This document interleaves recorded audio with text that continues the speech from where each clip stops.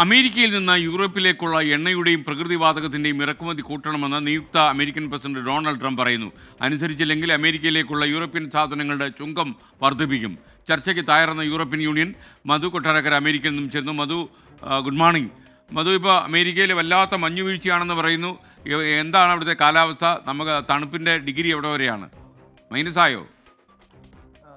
Good morning S K. അതെ, ഇപ്പം മൈനസായി. -1 അല്ലെങ്കിൽ -2 ഡിഗ്രി സെൻറ്റിഗ്രേഡ് ആണ് ന്യൂ ജേഴ്സി, ന്യൂയോർക്ക് ഭാഗത്തുള്ളത്. ഈ ഭാഗത്താണ് മഞ്ഞ് വീഴ്ച ഇപ്പം നടന്നുകൊണ്ടിരിക്കുന്നത്. പക്ഷേ അങ്ങനെ വലിയ തോതിൽ മഞ്ഞ് വീഴുന്നില്ല. ഏതാണ്ട് ഒരു 3 ഇഞ്ചൊക്കെ വന്നിട്ടേ ഉള്ളൂ. ഈ വിൻ്ററിലെ ഒരുപക്ഷെ ആദ്യത്തെ മഞ്ഞാണ് ഇപ്പോൾ വീണുകൊണ്ടിരിക്കുന്നത് എസ് കെ. മധു, വാർത്തയിലേക്ക്. വാർത്തയിലേക്ക് വന്നു കഴിഞ്ഞാൽ, നിയുക്ത പ്രസിഡന്റ് ഡൊണാൾഡ് ട്രംപ് ഇത്തവണ നോട്ടമിട്ടിരിക്കുന്നത് യൂറോപ്യൻ വിപണിയാണ്. ഇപ്പോഴുള്ളതിലും കൂടുതൽ എണ്ണയും അതുപോലെ വാതകവും അമേരിക്കയിൽ നിന്ന് യൂറോപ്യൻ രാജ്യങ്ങൾ വാങ്ങണമെന്നാണ് ഡൊണാൾഡ് ട്രംപ് ഇന്ന് ആവശ്യപ്പെട്ടിരിക്കുന്നത്. ഈ ഇറക്കുമതിയുടെ അളവ് വർദ്ധിപ്പിച്ചില്ലെങ്കിൽ അമേരിക്കയിലെത്തുന്ന യൂറോപ്യൻ ഉൽപ്പന്നങ്ങളുടെ ചുങ്കം വർദ്ധിപ്പിക്കും. ഇതിൽ ഈ യൂറോപ്പിൽ നിന്ന് വരുന്ന കാറുകളും അതുപോലെ യന്ത്രങ്ങളും ഒക്കെ ഉൾപ്പെടും. അമേരിക്കൻ ഗവൺമെന്റിന്റെ കണക്കുകൾ പ്രകാരം ഇപ്പോൾ തന്നെ US-ന്റെ എണ്ണയും വാതകത്തിൻ്റെയൊക്കെ ഏതാണ്ട് സിംഹഭാഗവും യൂറോപ്യൻ യൂണിയനാണ് വാങ്ങുന്നത്. അതുകൊണ്ട് തന്നെ ഈ യൂറോപ്യൻ യൂണിയൻ ട്രംപിന്റെ ഇപ്പോഴത്തെ ഈ ആവശ്യം ഒരു ആശ്ചര്യത്തോടെ അല്ലെങ്കിൽ അത്ഭുതത്തോടെയൊക്കെയാണ് കാണുന്നത്.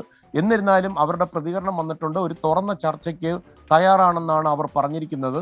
ഇത് മാത്രമല്ല, ഈ മേഖലയിൽ ഇപ്പോൾ തന്നെ കയറ്റുമതി ചെയ്യാവുന്നതിൻ്റെ മാക്സിമത്തിലാണ് അമേരിക്കയിൽ നിന്ന് എണ്ണയും വാതകവും പുറത്തേക്ക് പോയിക്കൊണ്ടിരിക്കുന്നത്. പക്ഷേ ഡൊണാൾഡ് ട്രംപ് പറയുന്നത് രാജ്യത്തിൻ്റെ ഓയിൽ ആൻഡ് ഗ്യാസിൻ്റെ പ്രൊഡക്ഷൻ വരും വർഷങ്ങളിൽ കൂട്ടുമെന്നാണ്. ഈ വർഷത്തെ ആദ്യപാദ കണക്കുകൾ അനുസരിച്ച് യൂറോപ്പിലെത്തുന്ന LPGയുടെ 47% അമേരിക്കയിൽ നിന്നാണ്. ജനുവരി 20-നാണ് ഡൊണാൾഡ് ട്രംപ് അധികാരം ഏറ്റെടുക്കുന്നത്.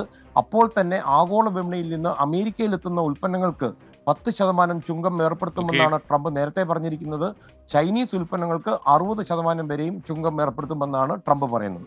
ഓക്കെ, താങ്ക് യു മധു കൊട്ടാരക്കര. മഞ്ഞുപാളികൾക്കിടയിൽ നിന്ന് മധു കൊട്ടാരക്കരയുടെ വിവരണമാണ് കേട്ടത്. ദൂരദർശൻ്റെ ശബ്ദം പോലെയുണ്ടെന്ന് ഒരു പ്രേക്ഷകൻ പറഞ്ഞു. അബിൻ ഡേവിസ് പറഞ്ഞു, SK മഞ്ഞും തണുപ്പും കാണണമെങ്കിൽ കാനഡയിലോട്ട് പോവാം. -43. ഓ എൻ്റെ പൊന്നെ.